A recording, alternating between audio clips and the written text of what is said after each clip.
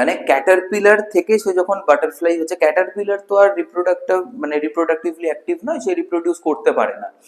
তো বাটারফ্লাই যখন সে হচ্ছে ক্যাটারপিলার থেকে, তো সেদিন থেকে আপ টু 2 উইকস অব্দি হচ্ছে তার লাইফ স্প্যান। তাহলে বুঝতেই পয়েন্ট হচ্ছে আসেক্সুয়াল রিপ্রোডাকশনে আমরা জেনেটিক ভ্যারিয়েবিলিটি দেখতে পাই না, কোনো রকম জেনেটিক ভ্যারিয়েশন আমরা দেখতে পাচ্ছি না। তার কারণ অ্যাসেক্সুয়াল রিপ্রোডাকশনের ফলে যেটা নেক্সট জেনারেশনের যে ইন্ডিভিজুয়ালরা আসছে তারা প্রত্যেকেই আমার ক্লোন।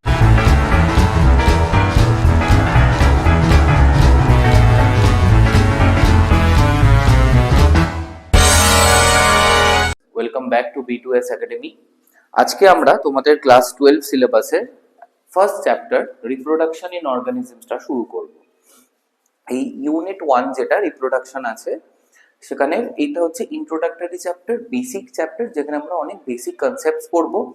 রিপ্রোডাকশন কি পড়বো, কিভাবে আসে সেটা পড়বো, টাইপস অফ রিপ্রোডাকশন পড়বো, and events in each type of reproduction পড়ে আমাদের চ্যাপ্টারটা এন্ড হবে। আর বিভিন্ন অর্গানিজমসের বা বিভিন্ন ফাইলামের কিছু রিপ্রোডাক্টিভ স্ট্র্যাটেজিস নিয়েও আমরা আলোচনা করব in the due course of our lesson. তো চলো শুরু করা যাক আমাদের চ্যাপ্টার। তো দেখো, একটা অর্গানিজম, সেটা প্লান্ট হোক কি অ্যানিমাল হোক, তার কিন্তু একটা বেসিক লাইফ সাইকেল আছে, ঠিক আছে? একটা বেসিক লাইফ সাইকেল আছে। যেমন ধরো, সমস্ত অর্গানিজমসকেই আমরা মানে লাইফ সাইকেলের বেসিসে যদি দেখি, তাহলে দেখবো যে তাদের লাইফ সাইকেলে কয়েকটা বেসিক স্টেপস আছে। যেমন ফার্স্টে হচ্ছে ধরো জুভেনিলিটি, আমরা বলি জুভেনিলিটিটা কি? এটা কিছুই না, এইটা হচ্ছে যে একটা অর্গানিজম জন্মালো, তো জন্মের পরেই সে কিন্তু রিপ্রোডাকশনের জন্য কেপেবল হয় না, রাইট? জন্মের পরই কিন্তু সে রিপ্রোডাকশনের জন্য কেপেবল হয় না, এবং সে জন্ম থেকে যতদিন না রিপ্রোডাক্টিভলি অ্যাক্টিভ হচ্ছে বা রিপ্রোডিউস করতে পারছে, সেই অবস্থাকে আমরা জুভেনিলিটি বলবো। যেমন মানুষের ক্ষেত্রে দেখো, মানুষের ক্ষেত্রে যেমন একটা এমব্রায়োনিক স্টেজ থাকে, যেটা প্লাস মাইনাস 280 ডেজ মতো থাকে, ওকে? তো জেনারেলি 40 উইকস মতো থাকে এমব্রায়োনিক স্টেজ বা প্রি বার্থ স্টেজ, ঠিক আছে, বা প্রি ন্যাটাল স্টেজ বলি। তারপরে ন্যাটাল স্টেজ, সে যখন জন্মায়, তারপরে 0 to 2 months অব্দি আমরা তাকে বলি ইনফ্যান্সি। 2 months থেকে জেনারেলি 2 years অব্দি আমরা বলি বেবিহুড। 2 years থেকে আপ টু 5 years হচ্ছে early childhood. 5 years to 11 years হচ্ছে লেট চাইল্ডহুড, ঠিক আছে? তো লেট চাইল্ডহুডের পর তার আসছে পিউবার্টি বা অ্যাডোলেসেন্ট, যখন সে আস্তে আস্তে ম্যাচিওর হচ্ছে আর কেপেবল হচ্ছে রিপ্রোডাকশনের জন্য। জেনারেলি এই যে আর্লি অ্যাডোলেসেন্ট পিরিয়ড অব্দি, মানে 11 থেকে 14 অব্দি সে কিন্তু রিপ্রোডাক্টিভলি অ্যাক্টিভ হচ্ছে না। 14 পর থেকে সে আস্তে আস্তে অ্যাক্টিভ হচ্ছে, রাইট? তো আমরা বলতেই পারি যে মানুষের ক্ষেত্রে ফ্রম 0 to 14 ইয়ার্স অব্দি জুভেনিলিটিটা থাকে। এবার এই জুভেনাইল পিরিয়ড বা যাকে জুভেনিলিটি বলছি, এটা কিন্তু বিভিন্ন অর্গানিজমের বিভিন্ন রকমের, based on there life span. যেমন ধরো, যত ছোট লাইফ স্প্যান হবে একটা অর্গানিজমের, তার জুভেনিলিটির পিরিয়ড তত কম হবে, কমন সেন্স। আর যার লাইফ স্প্যান যত লম্বা হবে, তার জুভেনিলিটির টাইম স্প্যান তত বাড়বে। ফর এক্সাম্পল, বাটারফ্লাই, যেমন যে কোনো ধরো কমন ক্রো বলে একটা বাটারফ্লাই আছে, ঠিক আছে, এরকম অনেক কিছু আছে, নাইটিঙ্গেল, এরকম প্রচুর বাটারফ্লাই এর ক্যাটাগরি আছে। তো এদের লাইফ স্প্যান বা আয়ুষ্কাল হচ্ছে 1 থেকে 2 সপ্তাহ। মানে ক্যাটারপিলার থেকে সে যখন বাটারফ্লাই হচ্ছে, ক্যাটারপিলার তো আর রিপ্রোডাক্টিভলি অ্যাক্টিভ নয়, সে রিপ্রোডিউস করতে পারে না। তো বাটারফ্লাই যখন সে হচ্ছে ক্যাটারপিলার থেকে, তো সেদিন থেকে আপ টু 2 উইকস অব্দি হচ্ছে তার লাইফ স্প্যান। তাহলে বুঝতেই পারছো যে তার জুভেনিলিটি কয়েক ঘন্টা মাত্র, মানে জাস্ট সে কয়েক ঘন্টার পর থেকেই, বা ধরো জেনারেলি 24 to 48 আওয়ার্স পরেই সে সেক্সুয়ালি ম্যাচিওর হয়ে যায়। আরো কিছু অর্গানিজম আছে আরো কম লাইফ স্প্যানের, বা তো ছোটদের বুঝতেই পারছো। বড়দের ধরো, যেমন বেনিয়ান ট্রি 300 to 400 ইয়ার্স বাঁচতে পারে অ্যাভারেজ, বেশিও আছে এরও। তো তাদের জুভেনিলিটি অনেক বেশি, ঠিক আছে। সিকোয়া ট্রিজ, যাকে জায়ান্ট রেডউড বলে, ক্যালিফোর্নিয়াতে পাওয়া যায়, তাদের এজ জেনারেলি 3000 to 4000 ইয়ার্স অব্দি হতে পারে। তো তাদের জুভেনিলিটি বুঝতেই পারছো, মানে 500-600 বছর ধরে তারা জুভেনাইল থাকে। জুভেনিলিটির পরে যেটা আসে সেটাকে আমরা বলি ম্যাচিউরিটি ফেজ বা সেক্সুয়াল ম্যাচিউরিটি ফেজ। এই ফেজে সে কেপেবল হয় টু সেক্সুয়ালি বা সেক্সুয়ালি রিপ্রোডিউস, এনিওয়ে সে রিপ্রোডিউস করতে পারছে, এজ অফ রিপ্রোডাকশন। তারপরে আসে এজিং বা সেনেসেন্স। ফার্স্টে আসে এজিং, তার এজ হচ্ছে, ঠিক আছে, সরি ইটা কেন দিলাম কে জানে, হোয়াটএভার, তার এজ হচ্ছে এজিং, ঠিক আছে, তার বয়স হচ্ছে। বয়স হবার পরে তার কি হচ্ছে, একটা পিরিয়ড আছে যাকে আমরা বলছি সেনেসেন্স। এটা কি পিরিয়ড অফ ইররিভার্সিবল এজিং। এজিং কিন্তু অনেক রকম ভাবেই হতে পারে, যেমন ধরো কেউ খুব অসুস্থ হয়ে পড়লেন হঠাৎ করে, ডিজেনারেটিভ ডিজিজ হয়েছে তার কোনো, যেমন ধরো ডিউশেনস মাসকুলার ডিস্ট্রফি বলে একটা ডিজিজ আছে, যেটা যদি কম বয়সী কারুর হয় তার মাসেল এত বেশি ক্ষয় হবে, এত বেশি মাসেল লস হবে, উইকনেস আসবে, যে তার মানে ফিজিওলজিক্যাল এজ, মানে মাসকুলার সিস্টেমের বা স্কেলিটোমাসকুলার সিস্টেমের physiological age will be equivalent to a very old person, 60-70 বছর লোকের মতো হয়ে যাবে, বাট তার হয়তো বায়োলজিক্যাল এজ হয়তো অনলি 40 এরকম। বাট সেটাকে কিন্তু অনেক ক্ষেত্রে ট্রিট করে ঠিক করে দেওয়া যায়, যদিও ডিউশেনস মাসকুলার ডিস্ট্রফির সেরকম কোনো ট্রিটমেন্ট নেই, বাট রেস্ট্রিক্ট করা যায়। অনেক ডিজেনারেটিভ ডিজিজ আছে, যেমন ধরো টিউবারকুলোসিস। তোমার শরীরের ক্ষয় হবে, র্যাপিড যত ক্ষয় হবে তত র্যাপিড এজিং হবে তোমার বডি, ঠিক আছে। নিউ সেলস তৈরি হয়, ওল্ড সেলস মারা যায়, তো এটা রেট আছে।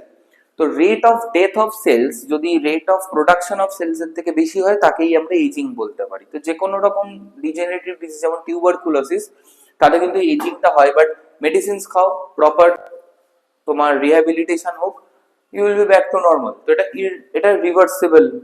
বাট যখন এই এজিংটা ইররিভার্সিবল হয়ে যাবে, মানে তোমার যাই হোক না কেন নর্মালি আছো, কোনো রোগ ভোগ কিচ্ছু হয়নি, যাই হয়ে যাক না কেন, যত মেডিসিন খাও যাই করো, your physiological systems will not be back to as it was a few years ago, সেই স্টেজ থেকে আমরা বলবো সেনেসেন্স। এবং এই সেনেসেন্স স্টেজে চলে গেলে রিপ্রোডাকশন কিন্তু থেমে যায়, রিপ্রোডাক্টিভ এবিলিটি নষ্ট হয়ে যায়। এরপরে কি আসছে, এরপরে ইনএভিটেবল পরিণতি প্রত্যেকে, দ্যাট ইজ ডেথ। এটা সবার হয়, জন্মালেই মরতে হবে, এটা আমরা সবাই জানি, উইথ আ ফিউ এক্সেপশনস। ধরো একটা ব্যাকটেরিয়া, ঠিক আছে, সে সে বাইনারি ফিশনে একটা থেকে দুটো হয়ে গেল, সে কিন্তু ইমমর্টাল। তার কারণ দেখো, তার যে ডটার সেলস গুলো তৈরি হচ্ছে ব্যাকটেরিয়ার, সেগুলো তো পুরোপুরি সেই মাদার সেলের ক্লোন, তাই না?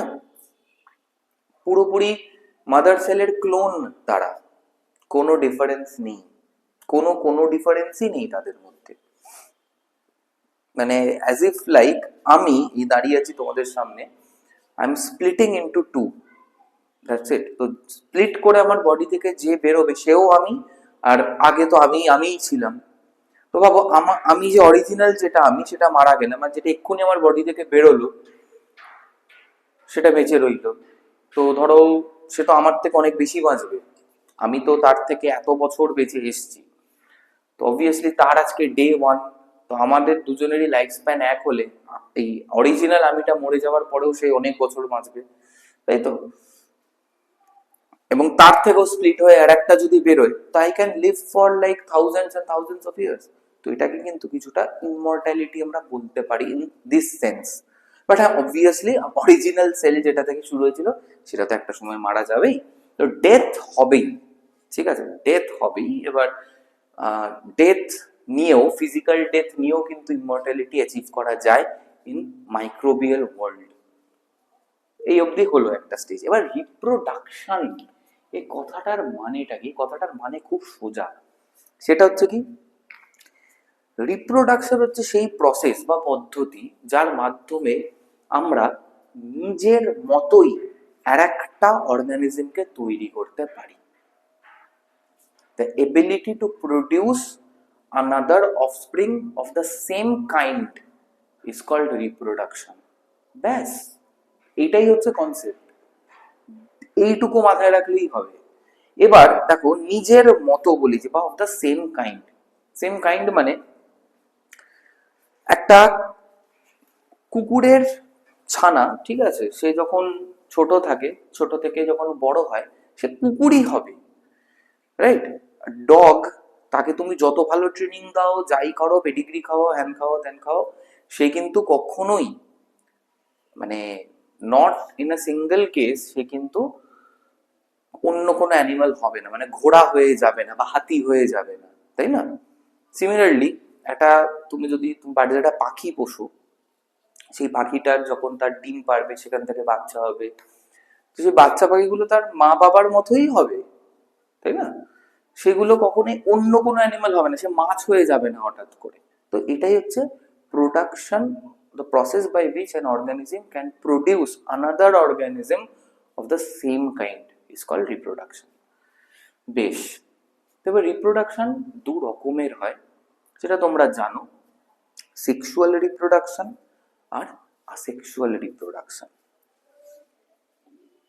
সেক্সুয়াল রিপ্রোডাকশনটা আমরা পরে আসবো, আগে আমরা আলোচনা করবো সেক্সুয়াল রিপ্রোডাকশন বা অযৌন জনন।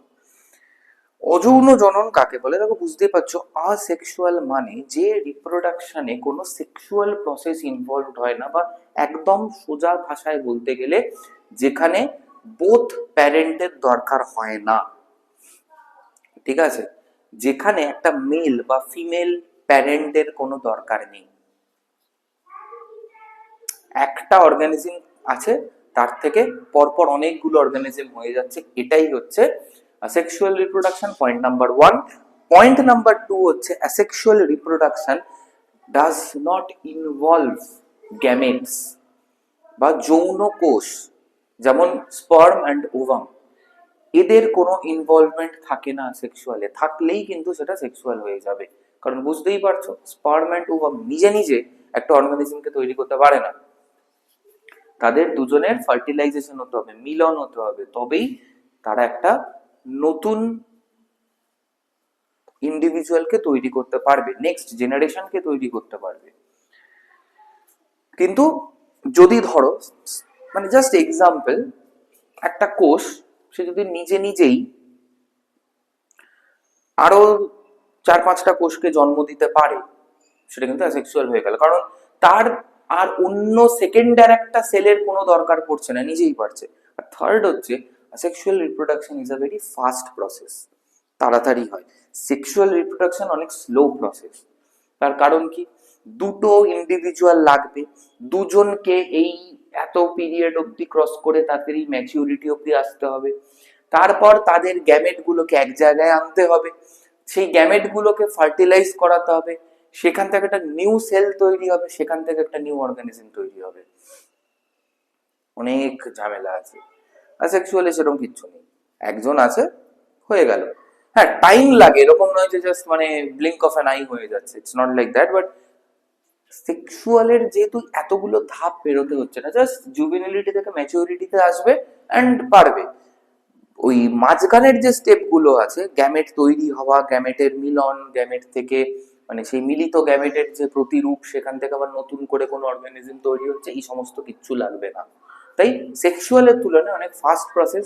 আর ফোর্থ পয়েন্ট হচ্ছে, আসেক্সুয়াল রিপ্রোডাকশনে আমরা জেনেটিক ভ্যারিয়েবিলিটি দেখতে পাই না, কোনো রকম জেনেটিক ভ্যারিয়েশন আমরা দেখতে পাচ্ছি না। তার কারণ অ্যাসেক্সুয়াল রিপ্রোডাকশনের ফলে যেটা নেক্সট জেনারেশনের যে ইন্ডিভিজুয়ালরা আসছে, তারা প্রত্যেকেই আমার ক্লোন, যেটা একটু আগে তোমাদের বোঝাচ্ছিলাম, যে আমি দাঁড়িয়ে আছি, আমার বডি থেকে আর একটা আমার মধ্যে ডিটো একটা অর্গানিজম বেরিয়ে এলো, সে তো আমার ক্লোন।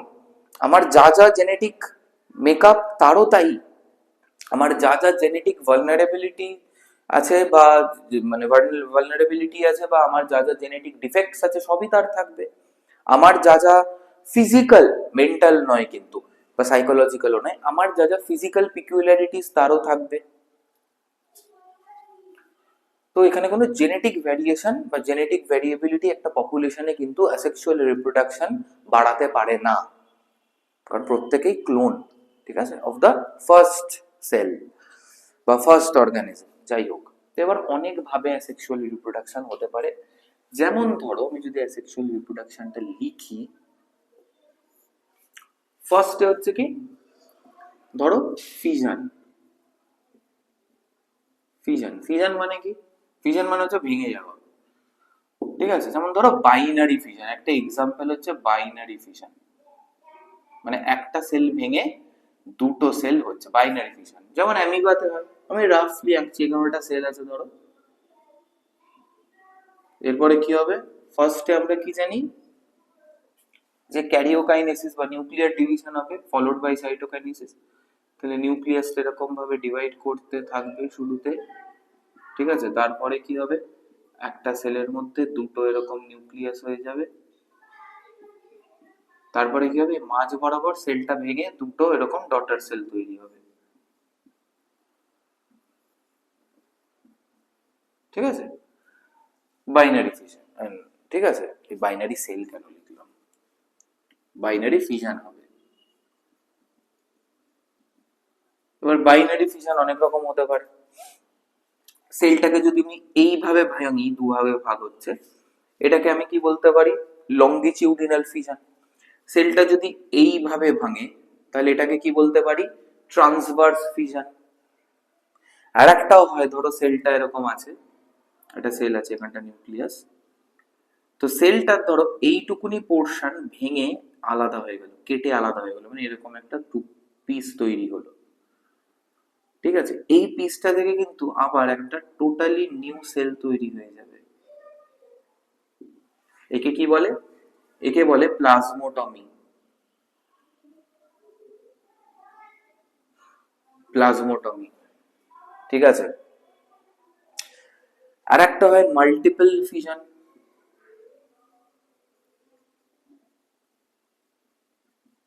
জেনারেলি কোনো আনফেভারেবল কন্ডিশনে মাইক্রোবসরা এটা করতে পারে। এটা জেনারেলি সিস্ট ফর্মেশনের সাথে আমরা দেখতে পাই, cyst formation. Cyst formation, cyst সেটা কি? ধরো এটা আনফেভারেবল কন্ডিশন আছে, একটা সেল। আনফেভারেবল কন্ডিশন মানে ধরো ময়েশ্চার কম, ফুড অ্যাভেলেবেল নয়, পিএইচটা সুটেবল ঠিক হচ্ছে না, তখন কি করবে? নিউক্লিয়াসটাকে এরা অনেকগুলো ছোট ছোট নিউক্লিয়াসে ভেঙে ফেলবে, এরকম ক্লাস্টার অফ নিউক্লিয়াস হয়ে যাবে, পলিনিউক্লিয়েটেড একটা কন্ডিশনে থাকবে, এবং এর প্লাজমা মেমব্রেনের বাইরে একটা এরকম টাফ একটা এরকম কাভারিং তৈরি করবে। এটাকে আমরা বলবো সিস্ট, ঠিক আছে। যখন কন্ডিশন ফেভারেবল হবে, এই সেলটা ভেঙে অনেকগুলো সেল বেরোবে, কারণ এই প্রত্যেকটা নিউক্লিয়াস সাইটোপ্লাজমের একটা সামান্য ক্ষুদ্র অংশ নিজেদের মধ্যে নিয়ে নেবে, মানে নিজেদের মধ্যে নিয়ে নেবে না, মানে নিজেদের পারিপার্শ্বিক জায়গাটায় নিয়ে নিয়ে আলাদা সেল হয়ে যায়। মানে ধরো এই নিউক্লিয়াসটা বেরিয়ে এখানে চলে এলো along with a few part of the cytoplasm, a few portion of the cytoplasm. Similarly এইটা বেরিয়ে এইখানে চলে এলো, এইটা বেরিয়ে এইখানে চলে এলো along with a few portion of the cytoplasm। তাহলে দেখো একটা থেকে অনেকগুলো হচ্ছে, এটাকে মাল্টিপল ফিশন বলতে পারি, রাইট। আরো হয়, আরো হয়, সেটা কি? Gemma formation. গেমা ফর্মেশনটা আমরা জেনারেলি মার্কেনশিয়াতে দেখতে পাই, সেটা একটা ব্রায়োফাইটা প্লান্ট, ঠিক আছে, ঠিক আছে। গেমা ফর্মেশন এটা আমরা কোথায় দেখতে পাই? মার্কেনশিয়াতে। এটা একটা ব্রায়োফাইটা, ঠিক আছে, মার্কেনশিয়াতে আমরা দেখতে পাই। গেমাটা কি? অনেকগুলো এরকম স্পোর লাইক সেলস, যেটা একটা গেমা কাপের মধ্যে থাকে, গেমা কাপের মধ্যে থাকে। সেই গেমা কাপটা যখন থ্যালাস বা প্লান্ট বডি থেকে ডিট্যাচ করে মাটিতে পড়ে যায়, সেখান থেকে আবার নতুন নতুন মার্কেনশিয়া তৈরি হয়, এটা থ্রু গেমা ফর্মেশন, এটা, ঠিক আছে। এরকম ভাবে হতে পারে। আরো হতে পারে কি? স্পোর ফর্মেশনে, যেমন অ্যালগি আর ফাঙ্গাস আমরা দেখতে পাই স্পোর ফর্মেশন, ঠিক আছে। অ্যালগি, ফানজাই, এগুলোতে আমরা দেখতে পাই। যেমন ফর এক্সাম্পল ধরো ফাঙ্গাসের কথাই যদি ধরো, তাহলে জুওস্পোর্স আছে, যেগুলো মোটাইল, ঠিক আছে। কনিডিয়া আছে যেগুলো নন মোটাইল, যাকে আমরা সেসাইল বলি। মানে মোটাইল মানে ফ্রিলি মুভ করতে পারে, আর সেসাইল মানে ফ্রিলি মুভ করতে পারে না। তো জুও স্পোর্টস, মোটাইল স্পোর্টস, এটা অ্যাসেক্সুয়াল স্পোর্টস, ঠিক আছে। তেমনি কনিডিয়া আছে, এরকম স্পোর ফরমেশনে কিন্তু এরা হচ্ছে সিসাইল, এরকম স্পোর ফরমেশনে হতে পারে, ঠিক আছে। আর একটা কিভাবে হতে পারে, আর একটা হতে পারে হচ্ছে বাডিং। আমি এই সাইডটা রিমুভ করে দিচ্ছি, নাহলে আই ক্যানট ড্র।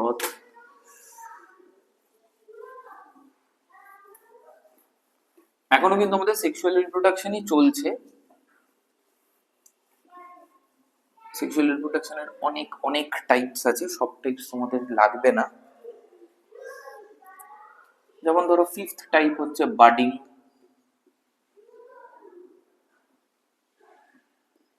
এটা কোথায় দেখা যায়? হাইড্রাতে দেখা যায়। আমি যদি রাফ একটা আঁকি, ধরো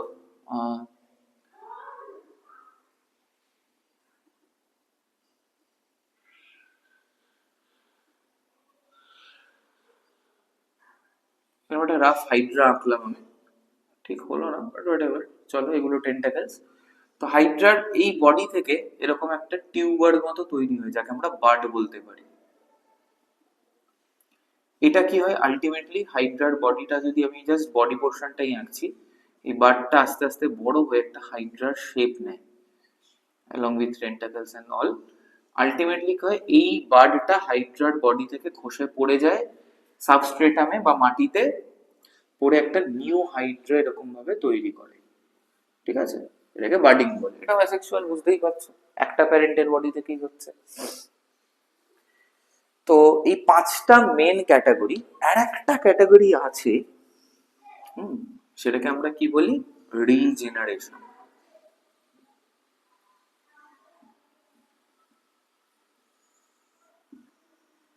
রিজেনারেশন রিজেনারেশন হচ্ছে যে, ধরো একটা অর্গানিজম আছে, তাকে তুমি কেটে টুকরো টুকরো করলে, সে প্রত্যেকটা টুকরো একটা নিউ অর্গানিজমকে জন্ম দিল, ঠিক আছে। যেমন প্ল্যানেরিয়াতে আমরা দেখতে পাই, কমপ্লিট রিজেনারেশন বলে প্ল্যানেরিয়া। একটা বডি পার্ট জাস্ট আছে, ঠিক আছে, সেখান থেকে অনেকগুলো প্ল্যানেরিয়া তৈরি হয়ে গেল, একে হলোফাইসিস বলে, ঠিক আছে। হলোফাইসিস বলে। আরো রিজেনারেশন হচ্ছে যে, ধরো ধরো সেগুলোকে ঠিক রিপ্রোডাকশন বলা উচিত না। যেমন যেমন ফুল রিজেনারেশন যেটা প্ল্যানেরিয়ার যেমন হয়, মানে একটা প্ল্যানেরিয়া এরকম দেখতে হয়, ঠিক আছে, এখানে আই স্পটস থাকে।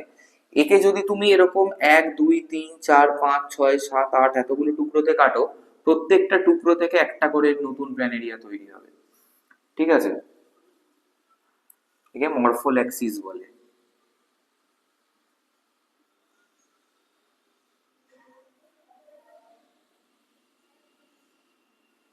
মরফোল্যাক্সিস। তো এটাও একটা টাইপ অফ কিন্তু অ্যাসেক্সুয়াল রিপ্রোডাকশন, ঠিক আছে। তো মরফোল্যাক্সিস যেটা, সেটা আমরা দেখতে পাই কোথায়? প্ল্যানেরিয়াতে দেখতে পাই। ডিউগেসিয়া বলে আর একটা এরকম আছে, প্ল্যাটিহেলমিনথিস। হ্যামারহেড ওয়ার্মস বা বাইপেলিয়াম আছে, তারাও এক ধরনের, তারা জেনারেলি, এই হ্যামারহেড ওয়ার্মস যারা, তারা ঠিক প্ল্যাটিহেলমিনথিসে পড়ে না, তারা অ্যাস্কেলমিনথিসের মধ্যে পড়ে যাচ্ছে। মানে ওই প্ল্যাটিহেলমিনথিস অ্যাস্কেলমিনথিস একই। অ্যানেলিডাতেও আছে এরকম কিছু অ্যানেলিড আছে, ঠিক আছে, যারা এরকম করতে পারে, মরফোল্যাক্সিস করতে পারে। তো এই গেল অ্যাসেক্সুয়াল। আরো আছে অ্যানিমালস, এইগুলো গেল মেইনলি। প্লান্টসে আমরা কি কি দেখতে পাই? প্লান্টসেও কিন্তু আমরা এই বাড বা এই যে মানে স্টেম কাটিং বা এগুলো না লিখে একবারেই বলতে পারো যে ভেজিটেটিভ প্রোপাগেশন, যেটা আমরা প্লান্টসে দেখতে পাই। Vegetative propagation.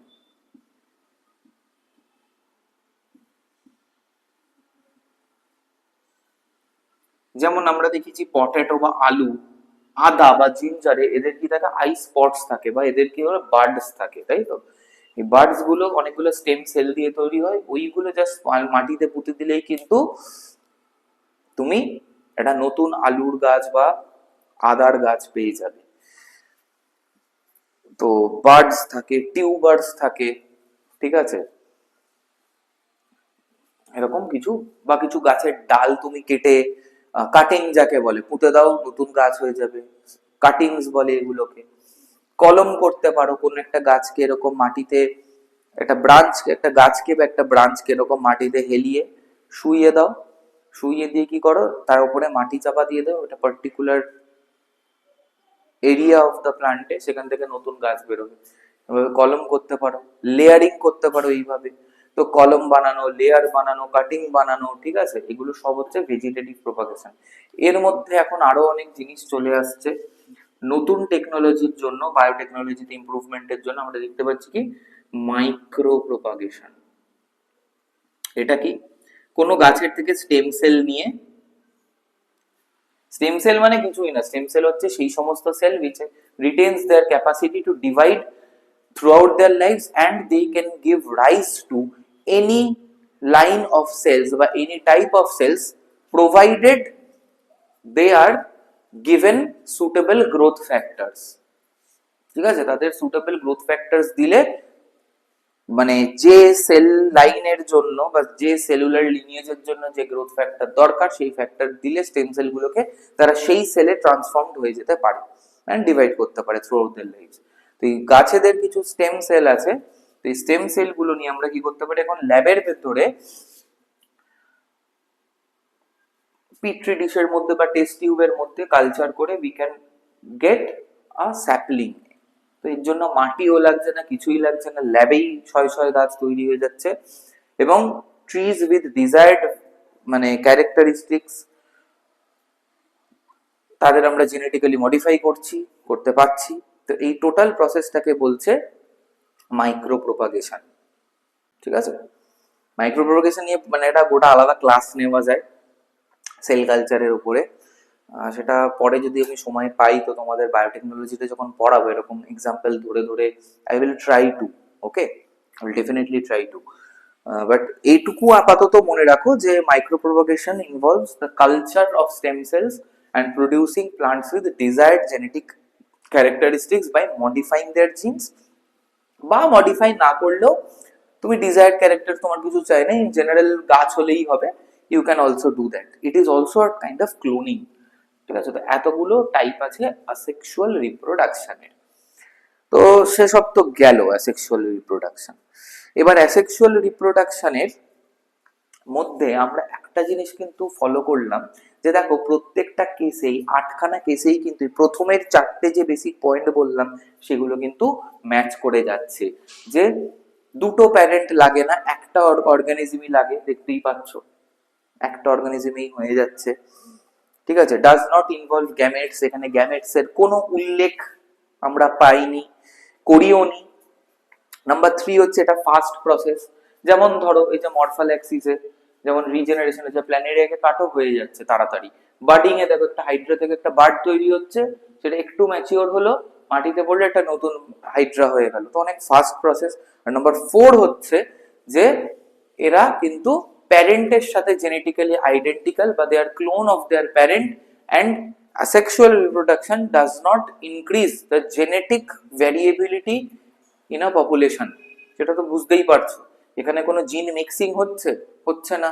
তো ক্লোন যেহেতু এরা সবাই, তো পপুলেশনের প্রত্যেকটা individual will be genetically identical to each other, right? তো সেখানে পপুলেশনের কোনো জেনেটিক ভ্যারিয়েশন বাড়ছে না। হ্যাঁ, তুমি বলতেই পারো যে এখন যদি কারোর মধ্যে মিউটেশন হয়, তার মধ্যে যদি নেচারে অ্যাডাপটিভ স্ট্রেসের জন্য ভ্যারিয়েশন চলে আসতেই পারে, মিউটেশন হলে হতেই পারে এটা। কিন্তু যে ধরো যে একটা অ্যাডাপটিভ স্ট্রেস যদি আসে, তাদের মধ্যে কিন্তু ইনবর্ন মিউটেশন থাকছে না, ইনহেরেন্টলি তাদের ভ্যারিয়েশন থাকছে না, রাইট? তো সেখানে ভ্যারিয়েশন গ্রো করা খুব ডিফিকাল্ট, আনটিল অ্যান্ড আনলেস সেরকম কোনো মিউটেশন হচ্ছে, যদি ভ্যারিয়েশন না আসে, একটা কোনো সিলেক্টিভ প্রেসার আসবে, যদি ওদের আনফেভারেবল জিনস থাকে সেই কন্ডিশনের জন্য গোটা পপুলেশন এক্সটিংক্ট হয়ে যাবে। একটা ইনফেকশাস ডিজিজ হলো যার বিরুদ্ধে কোনো ইমিউনিটি নেই, কোনো প্রতিরক্ষা নেই, ব্যাস সবাই মরে যাবে। তো এটা কিন্তু একটা ডিসঅ্যাডভান্টেজ। এই ফোর্থ পয়েন্টটা কিন্তু সেক্সুয়াল রিপ্রোডাকশনের একটা ডিসঅ্যাডভান্টেজ, যে কোনো জেনেটিক ভ্যারিয়েবিলিটি নেই, মানে different kind of environmental conditions এরা সার্ভাইভ করতে পারবে না, তাই এরা restricted to a particular kind of environment. এরা কিন্তু জেনারেলিস্ট অ্যান্ড মানে অর্গানিজমস নয়, এরা specialist organism in terms of their habitat preference. Okay, তো এরা সব জায়গায় কিন্তু সুটেবল নয়, এরা সব জায়গায় অ্যাডাপ্ট করতে পারে না, কারণ অ্যাডাপ্ট করার জন্য ভ্যারিয়েশন দরকার ফ্রম ইওর বার্থ, তোমার তো সেটা নেই। তো তোমাদের সেই পপুলেশন যদি এরকম হয় যে অ্যাসেক্সুয়ালি রিপ্রোডিউস করছি, মিটে গেল ঝামেলা, এবার ধরো এমন একটা ন্যাচারাল ডিজাস্টার এলো, নেচার ক্লাইমেট এমন ভাবে বদলে গেল যার বিরুদ্ধে অ্যাডাপ্ট করার জন্য আমাদের মধ্যে কোনো সুটেবল জেনেটিক কম্বিনেশন নেই, প্রত্যেকে মারা যাবে, গোটা পপুলেশন এক্সটিংক্ট হয়ে যাবে। তো এটা কিন্তু একটা ডিসঅ্যাডভান্টেজ অফ আসেক্সুয়াল রিপ্রোডাকশন। তো এবার দেখো আমরা আস্তে আস্তে সেক্সুয়াল রিপ্রোডাকশনের দিকে এগোচ্ছি।